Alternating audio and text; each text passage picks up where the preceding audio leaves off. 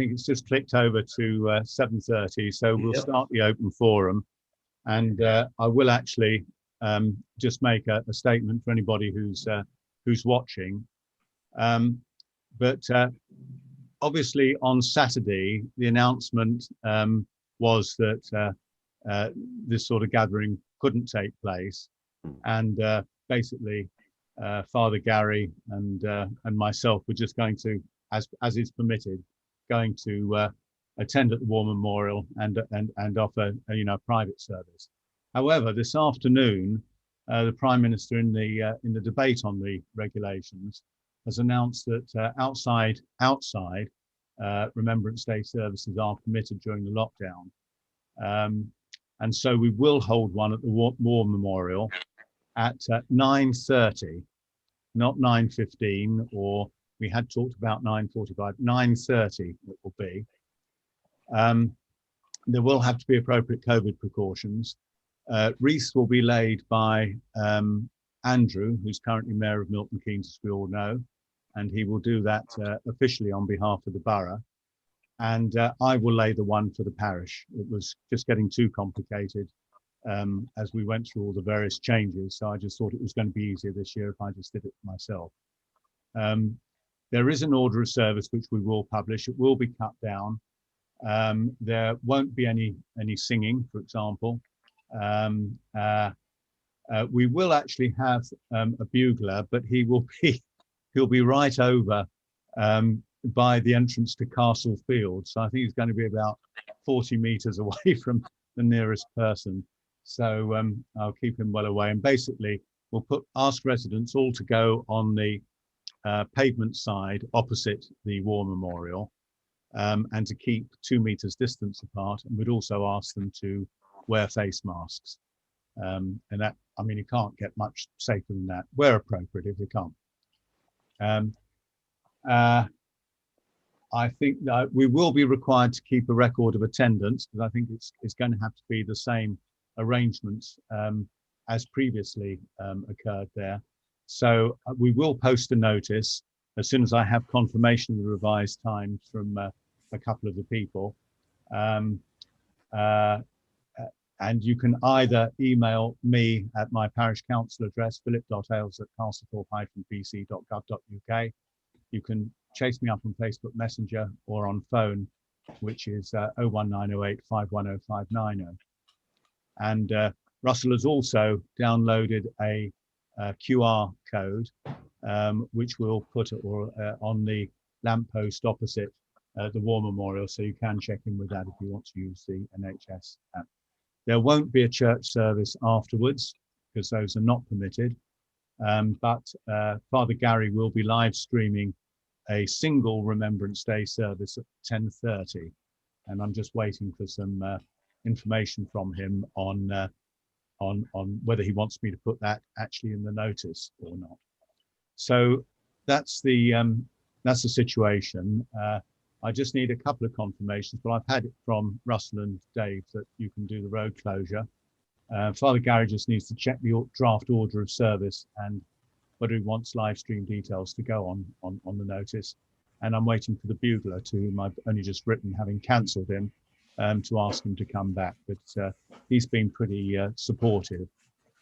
So I hope he'll be able to do that. So are there any questions from anyone on that?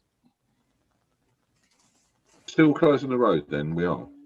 Yes, we'll close the road. We have a road traffic order, and Russell and Dave were going to do it, and they've kind of already just confirmed just before you came on that they will be able to do that.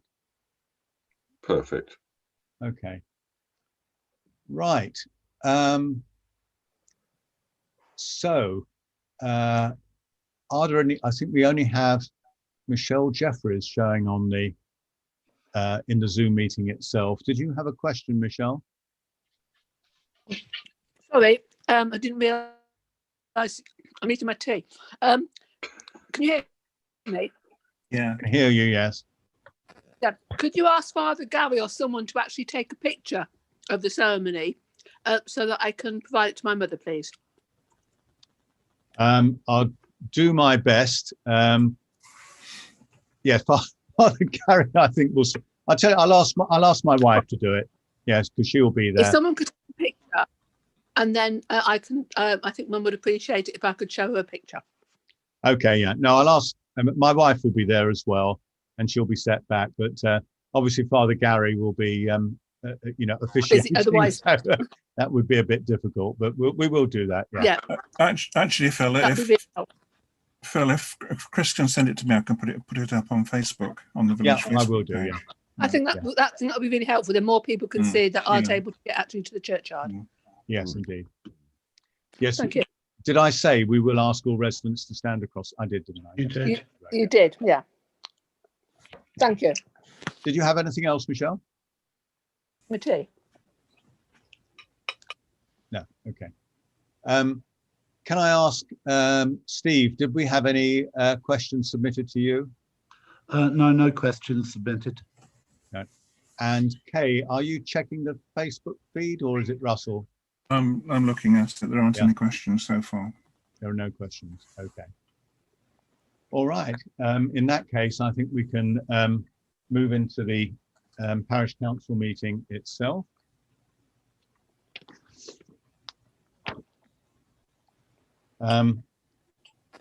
Apologies for absence. I have received apologies from Ian by way of work. He is hoping to join for the planning agenda item later on, but he will dial in for that. We'll see him appear hopefully. Otherwise, that's all of us, isn't it? Yes. Are there any declarations of interest in any of the agenda items? Yeah. Okay. Can we move to the minutes of the last meeting? Are there any errors of fact that any councillor would like to raise?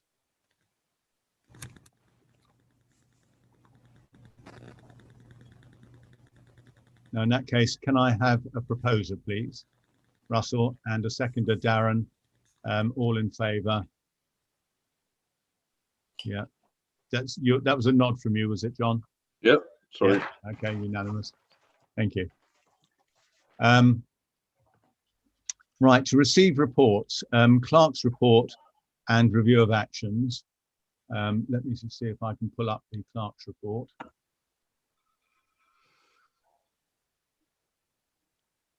And I will just share this, shall I? Would that be helpful for members of the public? Can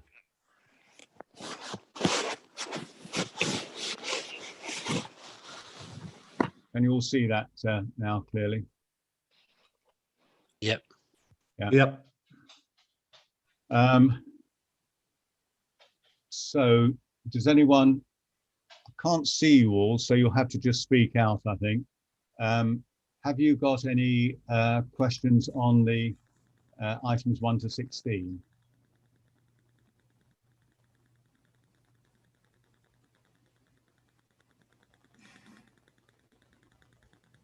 Just a reminder on item 15 that I've actually got the gate in my back garden, the gate to the footbridge, which fell off.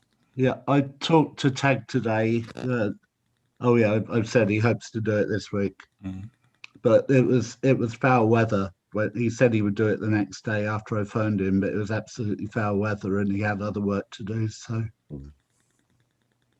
I notice on item 8 that Steve has replied that it's not economic for Stony Stratford Town Council to help us, and Wolverton didn't have the capacity. I mean, we were fairly clear that we did need some extra help. But I mean, I think in practical terms, there's not a great deal of point until the village hall is back in use. no, Well, I have actually been looking into this and I have found a solution to it. Have you? Yeah. Oh, this is the prepayment that's on the agenda, is it, Russell? It's no separate to that. It's the actual invoicing. Would you like to do that now then? Yeah. Okay. Basically, I think Stony Stratford quoted the costs on using a whole booking system rather than just No, to be fair, Russell, they actually quoted the cost just of invoicing. Based at 1 hour a Right. week, and it just came out at about 2/3 of what we would have expected to take from private bookings in hire fees. Right. But the main reason that Stony Stratford has turned it down is that they contacted the team that would be doing it and asked them whether they could take it on, would want to take it on, and they very much didn't want to take it on. So that is the major reason why Stony Stratford have refused. Yeah, gracefully. But I think Russell's, anyway, I've looked at some software called Wave and set up recurring invoices just to see how easy it was, and it's very easy. And I've sent actually Steve some copies of some of the invoices that have been generated. I've had a quick look, but obviously I need to run process through, get that right in my head. So I think once that's set up, it's basically recurring invoices. You just change the number of hours that are billable, and there are different rates and for different users as well. That's very good. Well, I mean, I guess there's not going to be any village hall use. No, pretty much. I mean, even if they don't extend furlough, no one's really going to be able to make a booking. we do actually have two bookers who are allowed to book. One is the school for their Monday and Friday gyms, and the other comes under early years. It's a mother and baby group who want to book some Thursdays in December. Okay, well But apart from that, there's nothing else. Yeah. All right. Well, we'll leave that. We'll leave that with you then to look at. And perhaps you can report back at the next meeting once Steve's had a chance to look at it and says whether it's okay. Would you expect Steve to be using that, Russell, or would you? Well, there are any number of users can do it. So I mean, Steve and me and Karen, if she's willing, the booking club, we could all do it. Okay. Yeah, I'm basically quite keen on the look of it. I think it would looks like it would save a lot of effort from what I've seen so far. It is. Once it's set up, it's very easy to use as well. I mean, I think the practice used to be that the booking clerk would issue the invoices. I think the previous booking clerk was uncomfortable doing that, and so we split the role. But if Karen is willing to do that, then it would be neater if she were to to carry on doing that. But we can't obviously insist. Okay. Karen's actually not amongst the audience tonight. Okay. Well, I'm sure. Unless she's logging on as an incognito. Possibly. Right. Are there anything on the further items 1 to 9?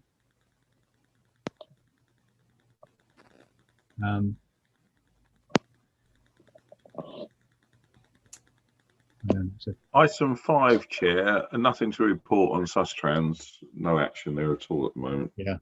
Okay. Right. Welcome, Andrew. Mr. Mayor. Mr. Mayor. Could I just ask on a, it's not actually listed in here, but the last edition of Castlethorpe News, and I'll come on to this a little bit later, but when Ian spoke to me earlier today to offer his apologies, he did ask if the news had gone out and whether, because he didn't get his advert in it, which he normally does for his Christmas trade. I don't know when the next edition is likely to be, Russell. And were there the next one is scheduled for the beginning of next month, but whether or not it'll be a printed one is up for debate, really. Yeah. Can I ask, well, I think it'd be difficult to deliver them at the moment, wouldn't it? Yeah. Can I ask, were there printed copies put in the shop? Yes. Okay, and they Yeah, there was no advertising in it though. It was just the two pages. Yeah. Yeah.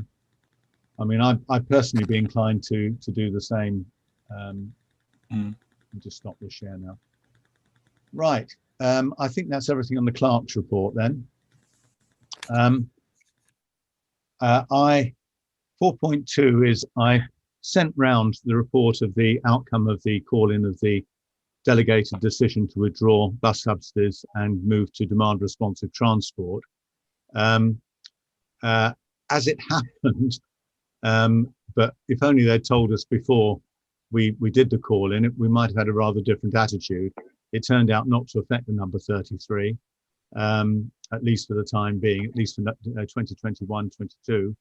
But there were some issues about not consulting with the parishes before the delegated decision. And I have to say that Councillor Rob Middleton, who took the call-in mediation session, did very generously write and apologise to the chair and vice chair of Malc, and reiterated the administration's commitment to consult with the parishes in advance of decisions that are going to be made on matters where it affects the parishes, as this one obviously did.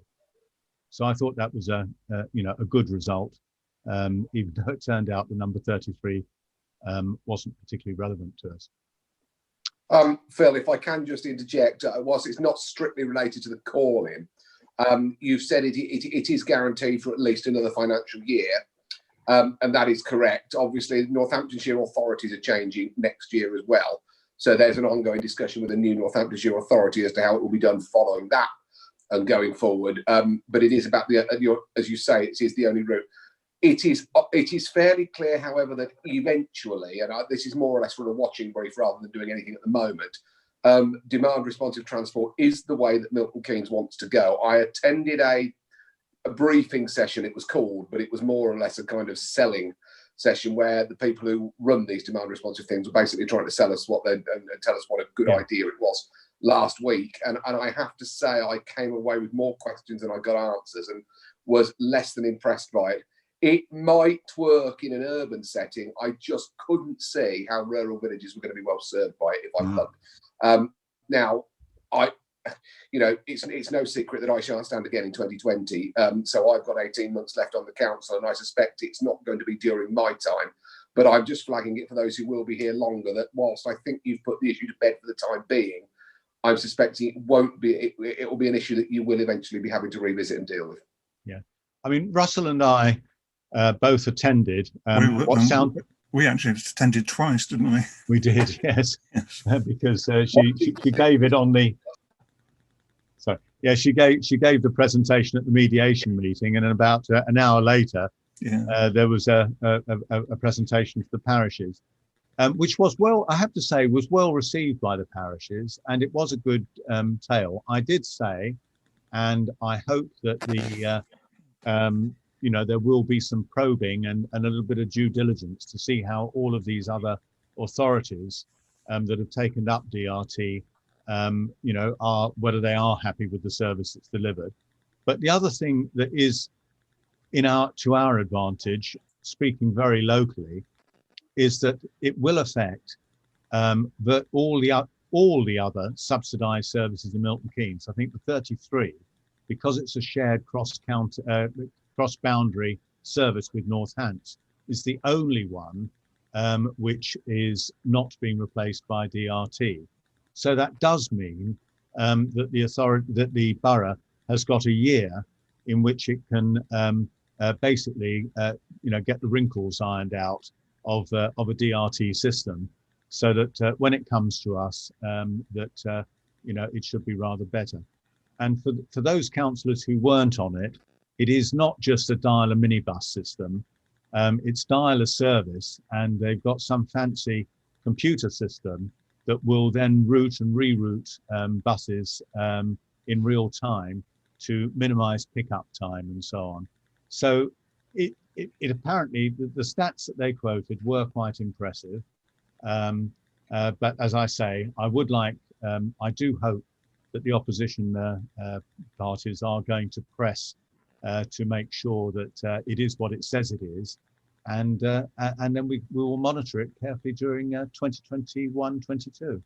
I've got to say that before I was very dubious about whether DRT would work, even in an urban situation. But after seeing what it really is, I think it's probably going to be a better service than the actual fixed route bus service that there is now. Yeah, and we do have four. I think also it will work in rural situations like ours, but obviously the wait time and the service will not be as good as it would be in an urban area where there's much more demand for it. Also, the Route 28, which runs from Bletchley to Westcroft, is now a DRT service because the subsidy for the fixed route service was the bus company didn't want to do it. So if anybody wants to try it, I would recommend actually going down and booking a place on a 28 to see what it's like. Also, if anybody's watching, if they go onto the Parish Council website, click on the travel bit to where the picture of the bus is, you will see what is the forerunner of what's going to be Milton Keynes Council's bus booking system. You obviously can't book seats on it at the moment, but it will give you options for the journey that you're going to do, different options. And when DRT actually comes in, one of the options will be go by DRT or go by DRT part of the way and then get a fixed route bus. It'll tell you the fastest and best way to get there. And I should also say that one of the results of the mediation was that a further 2 parish councillors were co-opted onto the working group that is guiding DRT. So we already had 2 from the MK bus users group, which were Rebecca Kurth from Central Milton Keynes Town Council and Alan Francis from New Bradwell Parish Council, and then 2 others, Mark Lombardo from Newport Pagnell Town Council, and a lady called Sheila, but none of us actually caught her surname or parish. But anyway, so there are 4 parish councillors who will help to guide DRT, and hopefully that will be a success. Right. Anything else? Can I move on to the Maltings 2 hearing? Just to say that the hearing was held last Tuesday, and Milton Keynes Council and ourselves obviously opposed the granting of permission fundamentally on the grounds that the design was not compatible with the neighbourhood planning policies, which asked for it to take its design cue from Paddock Close. The inspector made his site visit last Wednesday unaccompanied, and hopefully will give his decision in due course. There are 1 or 2 matters which I'd like to brief the council of in confidence, and we have got a part 2 resolution to discuss that. So unless there are any sort of general questions, I propose to move on at this stage. Right. Hello, George. Good evening. So 4.4, Russell, is to report on the new preschool organisation that is going to be hiring the village hall. Yeah, they're very positive about it. They haven't yet signed the contract because they have paid the fee to Ofsted, but they haven't yet received the official confirmation from Ofsted. In view of that, and also in view of the lockdown and the need to advertise it before they can fully get going, they're planning to start early in the new year, sometime early in January. Okay. They are very keen on it, and they think the hall is a perfect fit for what they need.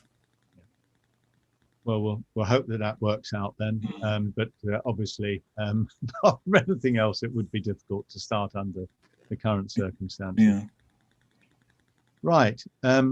Let's move now to planning applications, and there's only one, which is the change of use. Bill, On can I just ask a quick question about the preschool thing? I'm sorry, is that Michelle?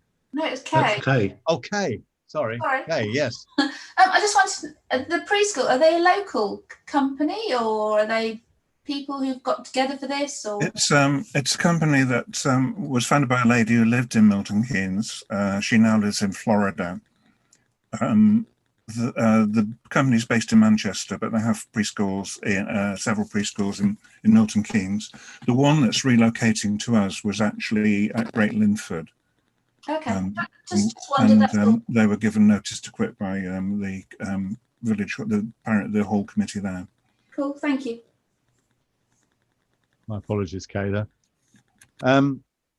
Okay, in that case, if we can move on to the planning applications. I don't see Jennifer Whitten. She was hoping to join us, and she may dial in shortly. This is a change of use from agricultural to B8, which is a storage planning code.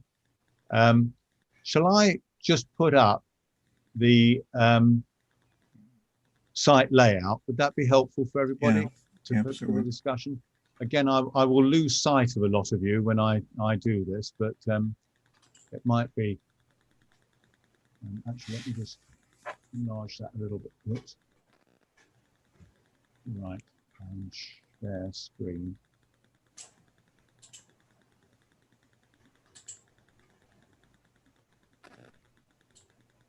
Right, so this is the site sort of as it is now. I don't know if you can see my cursor. Is that moving around there? So what they're proposing to do is to relocate the site entrance from here, where my cursor is bouncing up and down, to nearer to Castlethorpe along here. And they will block in and replant that entrance, so that the old entrance won't exist anymore. In order to give the viewing angle for the road splay, they are going to take out the shrubs in this part of the road and replant it. So you can see the red line there giving the view down the road so that the entrance won't be unsighted. It is kind of odd because we thought they were actually going to move the other way, but there you go, that's what they put in.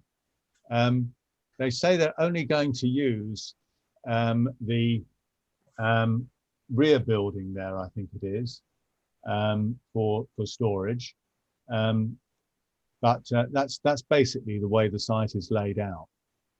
Does anyone have any questions on the layout? Because otherwise I will put up the comments that we made at the last time we looked at their application, and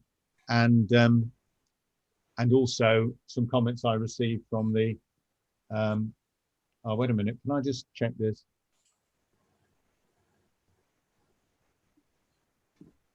Okay, Jennifer Whitten has just said she's watching on YouTube, so I mean, she's obviously welcome to join the meeting, and I was going to be prepared to suspend it to allow her to speak if necessary. But what I would do is I'll move from this to the comments that we made last time so we can all see them.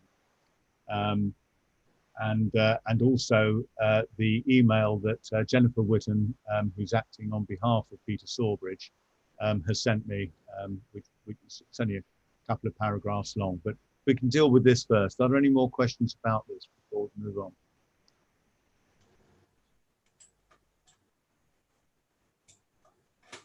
Okay. I can go back to it, I think. So at our last, when this was previously submitted, you can see here that we objected primarily because of the point of highway access onto Havisham Road we felt was unsafe. And we thought that the previous tenant had been advised that a new entrance would need to be made closer to Havisham, whereas what was actually happened is they moved it closer to Castlethorpe. Anyway, we then said that, sorry, I'm not sure if Jennifer trying to get in again. Yeah, she should say she can join on Zoom if necessary. Should the application go forward, we would want the following conditions: that LGV traffic through Castlethorpe Village was limited to a maximum of 5 two-way trips, and that there was no additional light pollution, which I believe from reading on the latter point, I believe from reading the application, there won't be any extra light pollution.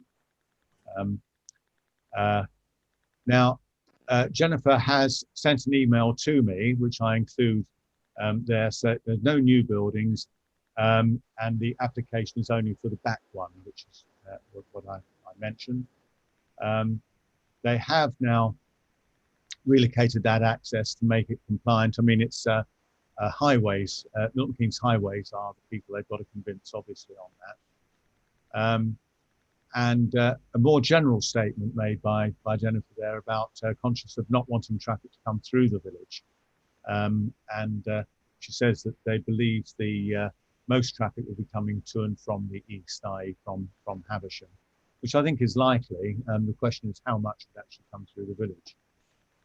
So does anyone want to question anything on this? And otherwise I'll stop the sharing and we'll go back and have the discussion. I just wanted to know, bearing in mind the previous advice that was given by MK Council Highways that the new entrance should be closer to Havisham, why they've made it closer to Castlethorpe.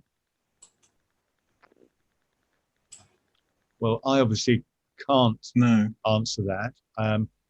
Jennifer, if you are still following on YouTube and you want to join the meeting, I'll suspend the meeting so that you can speak and answer any questions that we've got. I can't answer it definitively, Phil, but I think it's probably because of in response to the initial refusal from Milton Keynes Council. You know, this was submitted before and was refused by Milton Keynes Council. This is a resubmission. And I think this is in, Jennifer's here, so she'll confirm it, but I think this is in direct response to the refusal that Milton Keynes issued in the first place. Okay. Because the original plan had an access which was towards Havisham, but it was not a sort of straight on one. It was a diagonal access. And I don't think MK Council liked it, Russell, but Jennifer's here, she'll answer the question. Okay.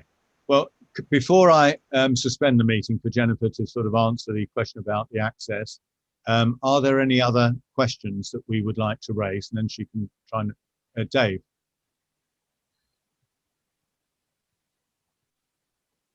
I think you might be on mute, Dave. You're muted. Apologies. Yeah, I know one of our main concerns was the possible addition to light pollution, and that doesn't seem to have been addressed or mentioned in the reply. So I don't know if that's still an issue or whether it's been taken into account or not. Well, Jennifer can answer that for herself. I thought I read that it was that there was no new light when I read the document, but anyway, we can come to that. So we've got the access, we've got light pollution. Are there any other questions for Jennifer to answer? There was talk last time about noise, possible noise as well to residents in Bullington End Road. Right, so light, noise, access, and I think the other one, Jennifer, it will be journeys through the village. I don't know where the number of 5 came from in our last request, but I think there was a discussion about the number of agricultural vehicles that previously used it, and trying to keep it on a par with that rather than having it increase. So noise, light, access, and journeys through village. Is that all of our points for the moment? Okay, in that case, I'll formally suspend the meeting. And Jennifer, welcome. Thank you. And would you like to try and address those points for Parish Council? Yeah, no problem. Firstly, thanks for letting me join in and sort of having the opportunity to answer your questions. This is yeah, well, my client was obviously a family member of the village, and he's very willing to work with you guys and doesn't want to produce a scheme that's going to sort of cause nuisance, but the buildings do need a new use.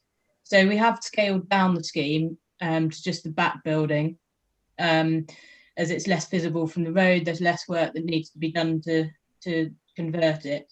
In terms of your question over light, there are existing security lights that come on when people drive into the yard, and they're basically same as. So there won't be anything other than security lights, and obviously in winter they'll probably be on a bit longer, but there aren't going to be massive floodlights that light up the whole site. It will be for sort of access to and from the buildings. So that, yeah, no big sort of lighting rigs, flood lighting is included in the proposals. Noise, again, obviously my client's mother still lives in the farmhouse, and so noise is an important factor from my client's point of view, let alone the village. The proposal, or sort of what we're applying for, is storage and distribution, and the new sort of low industrial, so sort of more manufacturing or packaging, those sort of uses. It being so close to the farmhouse, we're going to be quite tight on who, if we do get the permission, there'll be quite a lot of restrictions on the type of tenant that my client will be wanting. So I think we're all hopefully all on the same page on the noise side of it. Access, again, so I note your comments about moving it closer to Havisham, but actually we've had several conversations with Milton Keynes and Highways, and the proposal that we've come up with was well, hopefully agreed by the parties to be the safest. It was the only place we could get the access where we could remove the necessary hedge line to be able to get the sight lines. So it's actually, that was the safest place for it to go in the end, not closer to Havisham. So we have been in discussion with Milton Keynes and Highways over that. So they've been involved and they've had their input. Journeys through the village, again, very much sort of my client and I both know sort of we don't want to be encouraging any more traffic, unnecessary traffic through the village. We do think that most will be coming from Milton Keynes and Havisham direction. But again, in a planning sense, I'm not sure how we can limit the traffic through the village, but we will be sort of in any tenancy or any potential tenants that we'd be talking to. If we do get planning, then it would be, we'd sort of highlight the fact that we don't want to increase traffic through the village. And again, with the planning, we've got to allow and we've got to assume that there's going to be lots of HGV access because of the size of the building and the parking and access arrangements. They have, as you'll probably know, there's standards that they assume there's going to be X amount of HGV vehicles, X amounts of LGV vehicles per square foot of space.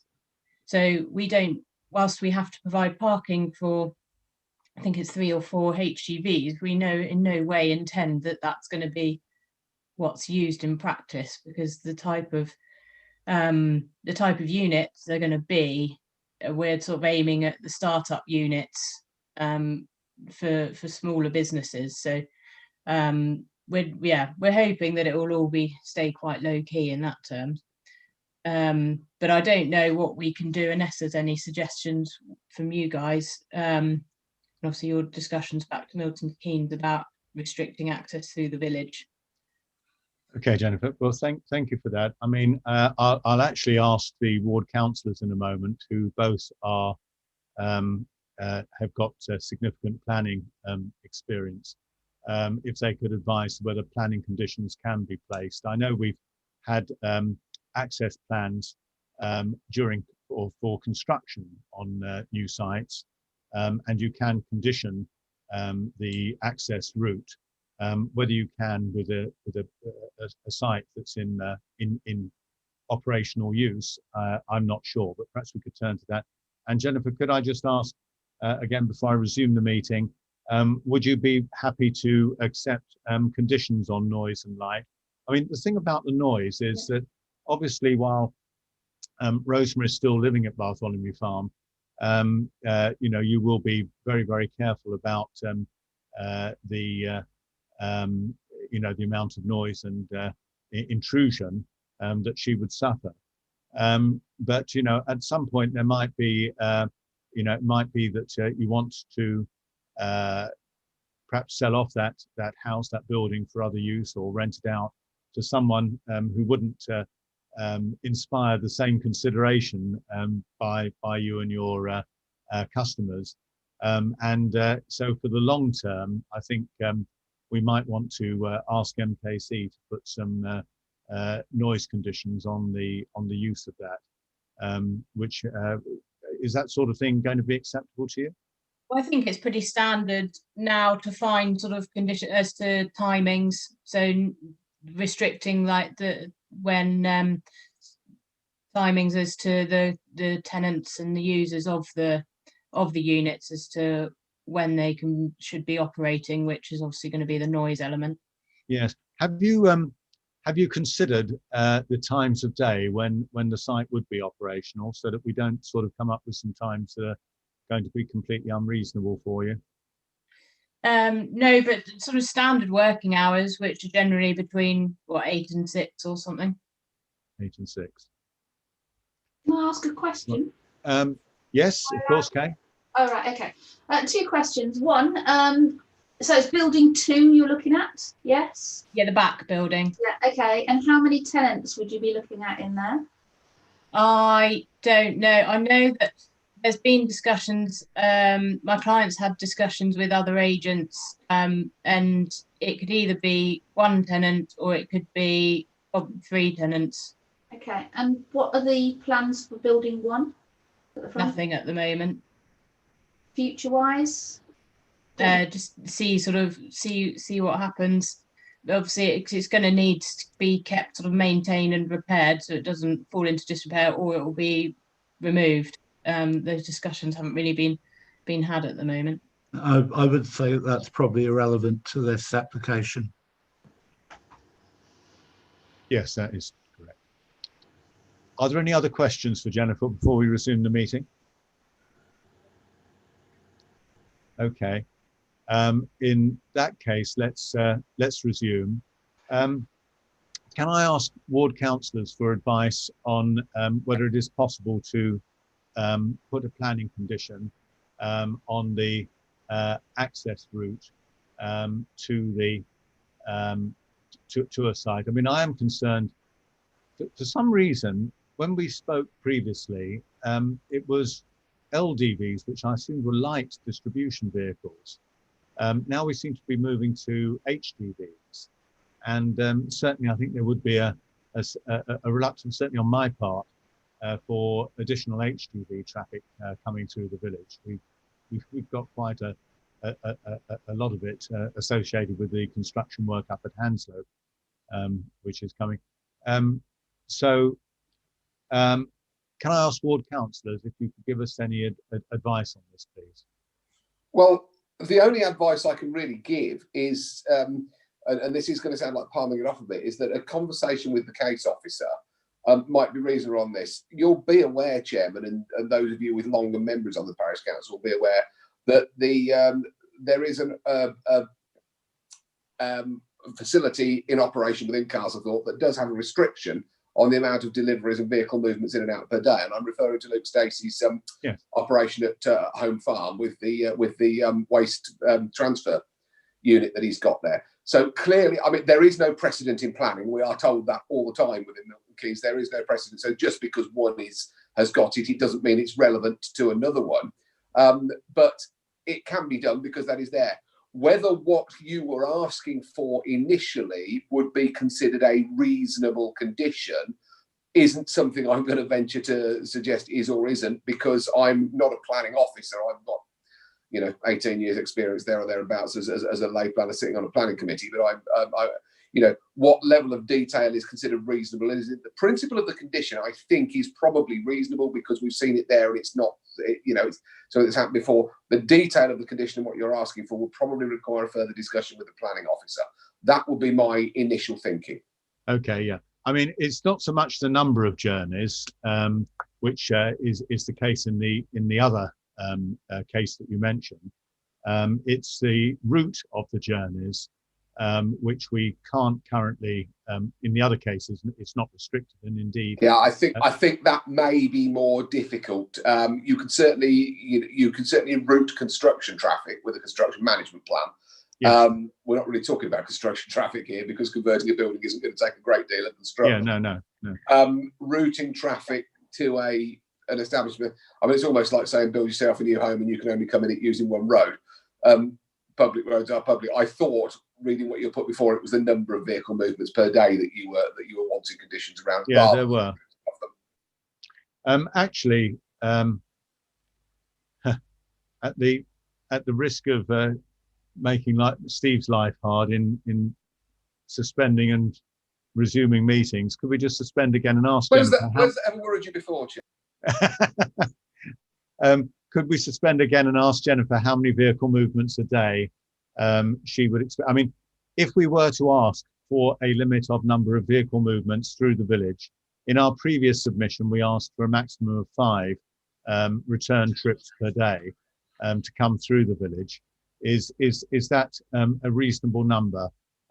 Could Jennifer respond to that, please? I think that's quite a difficult one to answer. I get your point, and I understand what you're trying to achieve and protect. But it's going to be up to the case officer and highways really to be guiding on that and commenting. I think it's a really good. I don't know if I can answer that question because we don't, until we've got the planning permission, we don't know who the tenants and what we can do with it. And obviously we've got, and if you look in the planning application documents, Gerald Ford has done a very detailed highways assessment, which is what we've done the access sort of plans on. So he's got some figures in there, which I don't know off the top of my head, but that might be worth looking at to help steer, maybe, if you have got thoughts along that sort of line. Okay. All right. Well, thank you very much, Jennifer, and we'll now resume the meeting. So, any comments from councillors? I mean, what I'm going to suggest then is that we do talk to deal with the noise and lights. We do ask for a hours of operation, 8 till 6, as Jennifer has indicated, is should be reasonable. And I think my suggestion would be that we leave the access for Milton Keynes Highways. It sounds from Jennifer as if she spent some time working with highways to get an acceptable and safe entrance. If it's not, then highways will say so. I mean, I think the point has been made there.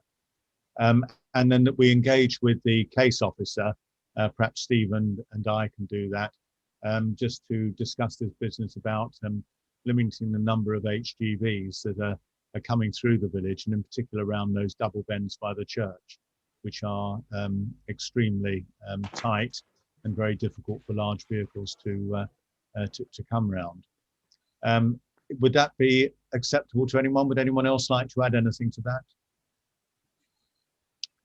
Okay. Is that okay with you, Steve? Have you got that? Yeah, is that agreed by everybody? Is that agreed by everyone? Yeah, okay. Thank you very much. And thank you very much, Jennifer, for coming and explaining. Thank you. No worries. Thank you again for your time. And I'll leave you there. Right, thank you. Right, we move now on to section 6, which is the previous planning applications, many of which have been resolved now. But rather than going through them, does anyone have any particular items that they would like to raise.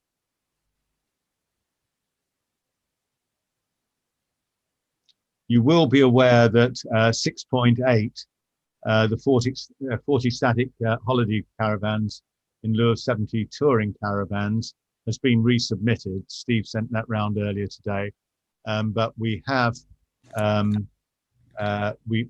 Steve has spoken to the case officer, Richard Edgerton, and agreed that we can have until the Tuesday after our next meeting to submit any comments.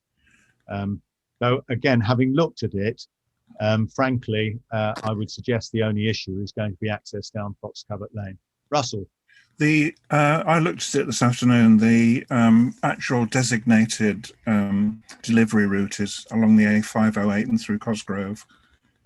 These are really big static caravans, not touring caravans. They're not going to get over that bridge. They're not going to go down Fox Covert Lane.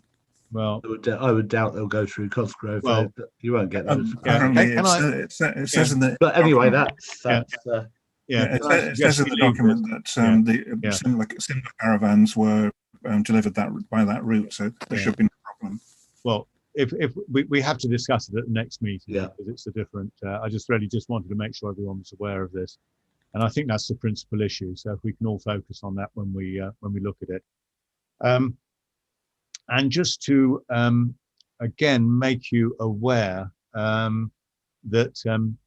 Luke Stacey did contact me about some emergency tree surgery in Lodge Farm Court, where residents had raised concerns that the tree was looking dangerous, and he's applying for an emergency planning permission, not to fell it, but just to trim off the branches that look dangerous, and that will probably come up as a retrospective because it's got a TPO on it, tree preservation order. Right, moving then on to resolutions. The first resolution is 7.1, which is to consider the grass cutting schedule for next year. And the importance of us agreeing this is that Steve has, over the course of this next month until the December meeting, to agree a charges proposal with RTM, possibly through Hanslope, because we're in this with Hanslope, so that we can consider it as part of our budget discussions, which we normally discuss in December, even if we don't absolutely finalise them until January. We try to get a shape around the budget at our December meeting. Let me just, this annotated schedule. Let me see if I can download it, rotate it.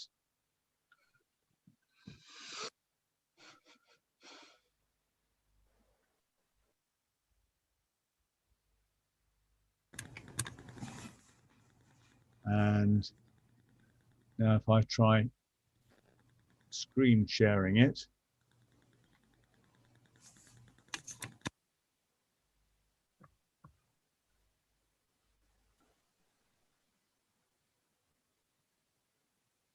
Right. Can everyone see that? Yeah. So you can see that in the green was the original schedule of cuts, which was just once every 3 weeks that we asked for. It became apparent in April and May that the grass doesn't grow evenly, but was growing rather quickly there. So we moved forward and we asked them to put in an extra cut, which increased the frequency in April and May to every 2 weeks. And then we took out a cut in August and tried, moving it around so it was an even spread. So we stayed with the 10 cuts that we'd originally budgeted. Sorry, Phil, can I just cut in? Yeah. I think there may well be one cut left to do. I think we are one cut. We are one cut still to have, I think. I'm kind of surprised at that, Steve, because I thought what we did was we effectively brought the August cut forward to. Anyway, let me check that with RTM. I mean, it sort of doesn't matter. The budget for this year was 10 cuts, and this was what we were planning on doing. We now have to. Sorry, it's probably not clear for everybody, is it? Is that better?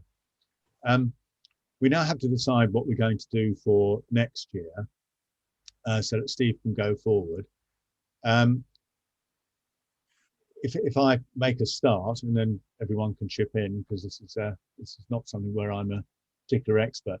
I would suggest that we keep to the every 2 weeks in April and May, because it does grow quite quickly, and it can easily get out of hand at that time. Sorry, Chair, can I just point out that as Milton Keynes Council didn't do a cut before the outsource, the grass was in a pretty poor state. Can I come on to that, Steve? Let me finish, and then I'll come back. So I was going to suggest we did the 2 weekly cuts in April and May, as we did this year. In fact, it was a relatively wet August, and the grass did, I thought, got a bit out of control, really. And I think I would personally suggest that we put back the extra cut in that period, so we stay at the 3 weekly cycle. So we've effectively just got one extra cut so far in the April-May period to spread those out. And then the other point was that, and it's the one that Steve was making, was that in fact the grass is growing quite strongly in March, and had got into a bit of a state.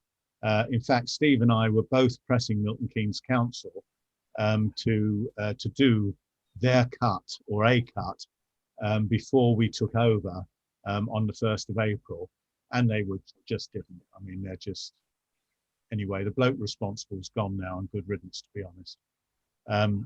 But I think I would suggest that we put a cut in March, perhaps 3 weeks before the 1st of the April cuts. I think it's picking up, but it's not cutting that great. But that would, of course, actually be in this financial year rather than next financial year.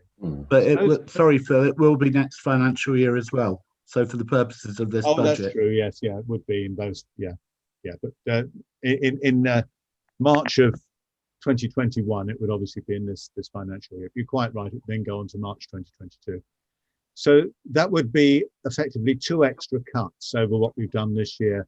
I think, Steve, the cuts are about £250 each, are they? I can't remember, Phil. Sorry. I think it's the order of that. Yeah, it's contractually arranged that if we want an extra cut, there is a fixed price, but I can't remember what it is. So we're probably going to be about well, it's about a % increase on precept or so, depending on how it works out. Right, Kay has been frantically. Not frantically. I'm just a little bit confused because you said that there was a fortnightly cut in April, but on that schedule it shows it was 3 weeks. No, the green ones were the original schedule. Yeah, and the marked ones in the hatched ones that Steve has put in below are the actuals. You see, it says here actual. Well, so it's horrible writing. Okay, but it says actual. I get that, but it's exactly the same in April as the green ones. So with that, so that's 3 weeks. Yeah, the first one was 3 weeks, and then we realised we got it wrong. Yeah. And we asked it to go to so the actual one shows 3 weeks. Yes. Yeah, and then we moved to 2 weeks here and here.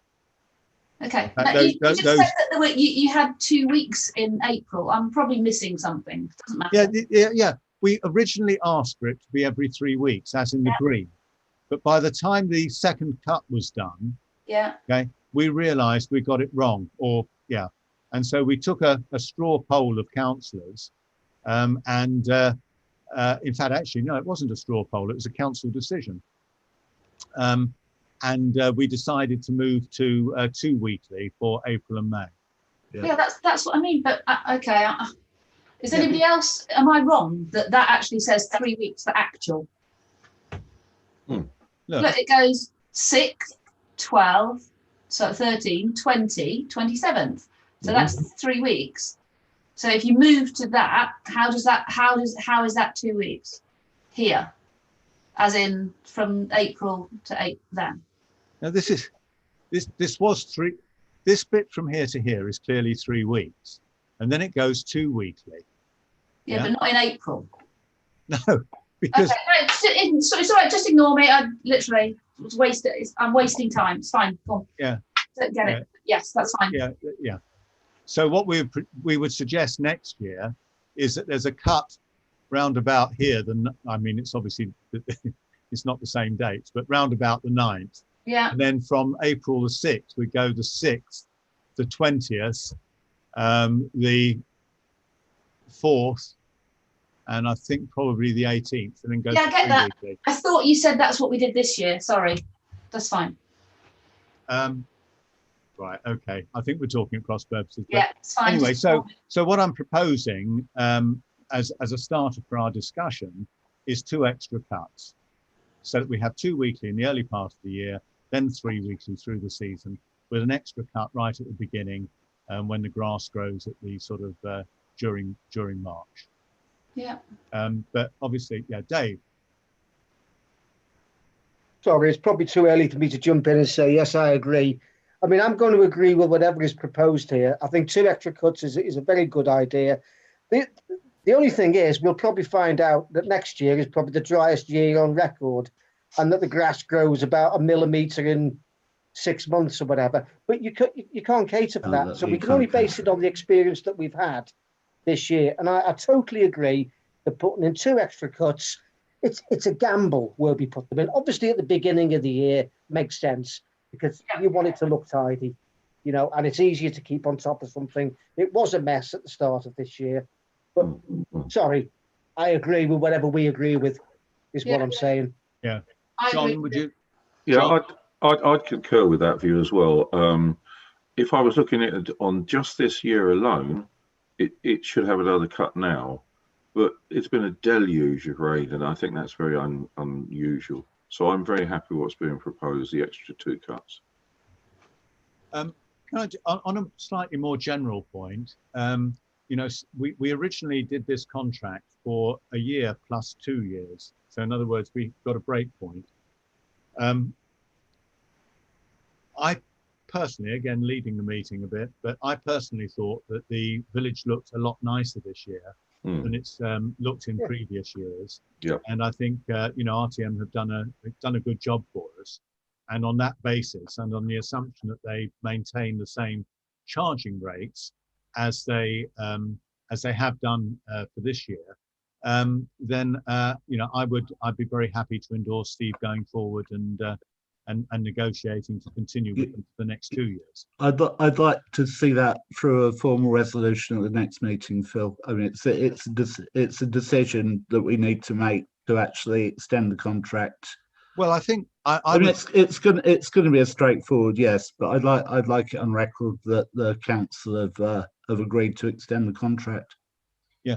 Well, I think if you want that in principle, I think we can do that under this existing resolution. Well, in principle, for sure. Obviously, there's a matter of quantum, how much they're going to charge. And the other thing that I would just mention is that there have been little bits and pieces around the village that have been brought to our attention. Kay picked up a bush by the bus stop in North Street. There were a couple of bushes in Bullington End Road, which I hadn't even realised were part of the schedule, but round by the entrance of Thrupp Close, which we need to add in. And I think there may have been 1 or 2 other little bits and pieces that need tidying up. So Steve needs to wrap all of that lot into a discussion. And then I think you'll need to bring back the actual contract for us to agree with once it's got a quantum on it. Yeah. Yeah. Okay. Well, in that case, if you go ahead on that basis, I think we're all agreed with those 2 extra cuts. And I think that would look good. 7.2 is a bit of a... Chair, apologies, I need to leave the meeting. Okay, thank you very much, John, and enjoy the rest of your evening. Thank you very much. Bye. 7 point, yeah, John had previously warned me he'd have to leave at this time. 7.2 is just more of a technical point with our standing orders. We were very lucky with the way the timing of the demand responsive transport delegated decision and the expiry of the call-in period fell in with our parish council meeting. I wouldn't have felt comfortable calling it in without the without the agreement of the council. But it's such a tight call-in period. It's very unlikely that if we ever wanted to do a call-in in the future, we would have a council meeting calling that neatly. And indeed, the timing is so tight that we'd have great difficulty, even if we called an extraordinary meeting, which I think would be a bit of an extreme measure. But by the time you put in the 3 clear days, which is effectively 5 days, it all gets very, very tight. So the resolution is to amend standing orders to allow the clerk and chairman to call in a decision, Milton Keynes' decision, after consultation with a majority of the council, so that we can avoid getting stuck in the future. Are there any questions on that? Anyone like to raise any points? No. In that case, if I propose that, do I need a seconder on it, Steve? No, just No. a proposal. All in favour then? That's yeah, all unanimous. Thank you. 7.3. I think I really almost ask Steve to take us through this, but I think this is the formal authority to replace the fence and gate posts. Oh no, this is on the entrance to West South Street entrance to Castle Field. That's what I assume you meant, Phil, when because you actually raised that on an email, and I was assuming that you meant the entrance where the post. Luke, yeah. That's on North Street. Did I put South Street? You did put South Street. Yeah. I meant North Street. Yeah, sorry, that's what threw me for a moment. I thought Sorry. it might have been the. Yeah, so we're repairing the clerk's delegated decision on an urgent matter to repair the gate posts through to the railway bridge, because that just fell down. But this one is leaning, and I think does just need some repair. This is the one opposite the shop into Castle. It's the one opposite the shop, yeah. It's leaning so badly that it won't latch. I think Luke Stacey has said that he'll do some temporary repairs to sort of straighten it up so he can put sheep in the field. There are sheep in the field, so but I can't confirm that he has done that. But he did say that he'd actually prop it up, but it will need actually doing properly. Yeah. So how much is a post, Steve? Do we? I don't know, Phil. I think it was a couple of £100, wasn't it, or something? Yeah, I mean £300 should sort it. Yeah. Okay, so I propose that we get that work done. All in favour? Yeah, great. Public excluded meeting for 1 or 2 matters that have been discussed. This court case and the Maltingstew Reserve matters. I'll propose that. All in favour? Thank you. Right, payment schedule then, 8.1. Let me see if I can find this.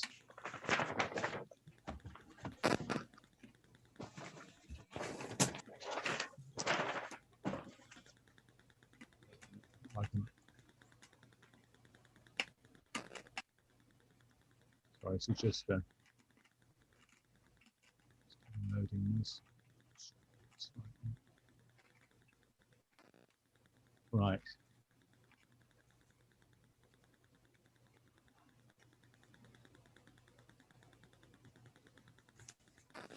Right, so I think it's a fairly straightforward payment schedule this month. Are there any questions on any parts of that?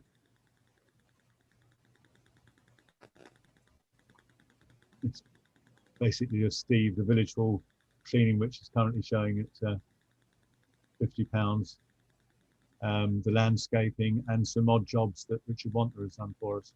Yeah, he's done a substantial amount of paintwork around the village hall, windows, and painted the back fence, and so he has done a lot of work there. Yeah. And then the standing orders are the same as usual. Any questions on this? No. In that case, can I have a proposer, please? That's Russell, and Kay is seconding, and all in favour then. Yeah. Thank you. That's unanimous. Things off here. 8.2, Russell, would you like to talk about private bookings at the village hall to be paid for in advance by card? Yeah, there's now an online booking system, so people can actually book online, and right below it is the credit card payment, which can be done. We've changed the ways of payment on the booking form now to just credit card, preferably, or bank transfer, because some people don't like to pay by credit card online. But we're pushing for prepayment by credit card. Okay. And or debit card. Why are you asking for a resolution on this? It's needed. We have to resolve to agree this, do we? It's tidier too, Phil. Yeah. Okay. Any questions for Russell? No. In that case, can I ask, Russell's proposing, do we need a seconder on this as it's financial thing, Steve? Yeah, well, let's have one. Okay. Oh, there's Darren there. Sorry, David, I think the hands went up simultaneously. And all in favour? Thank you. Right. To consider the 8.3 is to consider the preparation of the draft budget for 19 something or other. But anyway, I think we mean 21, 22. Oh, I mean 21, 22, yeah. Did you want to talk about that, Steve? Really, it's just the strategy to actually prepare the budget. I'm conscious that the last couple of years I've bunged some numbers down and put them to council. I think it would be cleaner if now we've got the opportunity of having the finance committee together, that the finance committee kind of go through it first before it comes to parish council. I mean, I'm going to have to kind of put my finger in the air on it in a couple of matters. Also, we've got the position of we've got the grant money that we've received, and we've got the S106 money going in. So that really is going to kind of boost our coffers. Yeah. So, incidentally, can I just go off at a very slight tangent? There may be some more grants money coming out with this second lockdown. We ought to keep an eye on that and perhaps just check. I'll talk to you offline about that. Right. Yes, we have. I mean, when we look at the budget really as a whole, I mean, we've got the village hall is really, well, the village hall and the sports ground are the two big ones we've got to think about. I mean, I would suggest that your broad premise for the sports ground ought to be business as usual next year. Well, but I would say that we definitely, I mean, it's frustrating that we haven't had a sports ground committee meeting or we haven't attended a CSA meeting, because I mean, if things are going well, maybe the grant isn't necessary. I know for a fact with the following wind, they will get a lot of people in for the football. But of course they haven't been able to because of COVID. But when that returns next year, I would imagine that the revenue that they raise through that will be much more than we anticipated when we first set the arrangement up. So I'd like the sports ground committee meeting to really think through whether the grant still applies, and if so, is it set at the right level or should it be less? The other thing The other thing that I'm concerned about is in the lease with the CSA, we have a clause that says that nobody should make any profit out of the hiring of the facilities. Now we've got that in our lease with the CSA, but the CSA are actually making arrangement with the various sports teams whereby they are hiring from the CSA, and I would like to see that clause go into their contract with their teams. So really, we really do need a meeting with the CSA. It's also very frustrating because we've no idea basically what their revenue is either. Exactly, and we have to know that, I think, before we set our budget. No, I do. When I said business as usual, I meant that the sports ground was going to be back in use in a way that it wasn't possible this year to make that as the kind of premise. But yes, you're quite right in terms of the financial consideration. I mean, you've been pressing them, I think both Russell and Steve, for a meeting and for their accounts for some time now. And I think you just need to turn it up and say, look, we're going to be doing our budget. And perhaps you just say to them, that, it seems everything's going swimmingly. And, our intention is that we won't pay a grant unless they make a case that they need one. No, that's exactly what I was going to tell them. I was going to say that unless you can actually come to the table, then we can't actually budget for any grant for you for the next year. Yeah. Well, can we go on that basis then? Yeah. Yeah. On the village hall, Russell, I don't know if there are any broad principles. Steve is asking for broad principles for the budget. What would you say is the broad principle? Hopefully, we will have ducklings. We have already at the last committee meeting, or not the last one, but the previous one, we have actually gone through and got us sort of as far as we could a projection of revenue for next year. Yeah, but the ducklings weren't about then, Russell, were they? No, they weren't. So we have to make we have to make a projection of some sort, and then we have to say, well, we'll set our budget on the assumption that they do actually pay rent throughout the year, and then we'll have to fall back on reserve, have to treat it as a risk situation, the risk that they might not, but we have reserves to cover that. Yeah. So. Could you, again, Russell, if necessary, call a VHC meeting, but anyway, whatever way you feel is appropriate, or by email with the members, and come up with a reasonable position for Steve to start incorporating. And Steve, what I would suggest is, rather than a finance committee, which has proven to be really hard to do, it won't make any decisions, so it doesn't actually need to be a committee meeting. We could just have a finance working group, and you can just say you'd like a Zoom call at some point, and those of us that can make it at a time will do it. It's difficult for Kay and Darren and Dave actually during the working day, but I'm sure we could find a time that would allow as many people to go. But it could be an informal meeting. Yeah, I think on reflection that is better. Yeah. Okay, can we leave that with you then? So you're going to put the the fear of God into the sports committee, discuss the village hall, and then put the rest together basically on the RTM budgets and anything else, and then we can see what we're likely to need to do in terms of a precept. Yeah. Okay. Anything else, Steve, on that you wanted? No, that's fine, Phil. Okay. Moving on to 9.1. Any correspondence received? Not from me.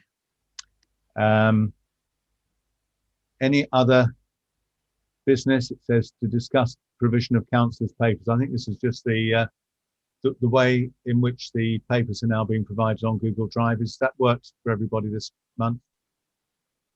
Yeah. Can I ask Andrew and George, did you manage to access that folder to pull down the papers that you needed for this meeting? Yeah, I did. I've looked at them before. I'm on an iPad, so I can't get the papers on the screen and the meeting at the same time. But what I'm going to do is give you a different email, a personal email address, if I may, so you can send it to my phone. Then I can open on there, and I have the papers on the phone while I'm looking at you on the screen. Yes, I'll just have to give you permission to have access, because they're obviously it's a controlled access folder. George, how did you get on? I didn't manage to get them, but that's because I'm not logged into a Google account on my iPad, so it wouldn't give me access. But if I redivert it to my home, I shouldn't have. Yeah, I mean, just for both of you, just to say the permissions to access the papers are given to a specific email account. So it is your miltonkeynes.gov.uk accounts which have got the permission. If you want me to give other permission to private accounts, I'm happy to do that, given that I know they will be yours. But you just have to let me know. So if I send you an email to your castlethorpepc.gov.uk account from my private account and ask you to authorise it, you can do it, can you? I can, yes. I may need you to do this at the time rather than me remembering in perpetuity to do it. No, but, I might just send you an email in a second. That's all. Yeah. Anyway, we can do that. Good. I'll do the same. Right. Was there any other business that anyone wants to raise? Next date meeting is not the 2nd of November, but the 7th of December. That comes in threes. That's my third mistake. And obviously by video conference. I've got a feeling that's going to be for a while yet. And can I just mention that there is also the Balk AGM, which is 7 p.m. on the 20th of November by Zoom. There will be an approval of the annual subscription, which actually will be, give you the spoiler, is that it's 0 increase. And indeed, the Balk will absorb the NAUC increase. NAUC have put up their subscriptions, which is part of the Balk one, but Balk will actually absorb it. And if you are interested, the Lord Lieutenant is Buckinghamshire, our ceremonial county. I've forgotten his full name. Sir Henry Aubrey Fletcher. Has reached the young age of 70 and is obliged to retire from the Lord Lieutenancy. 75, Chairman, 75. Oh, is it 75? 75 on the 27th of November, yeah. All right, okay. It was actually reported to us as 70, which I did think was unseemly young. Andrew's been checking to make sure he doesn't miss his turn.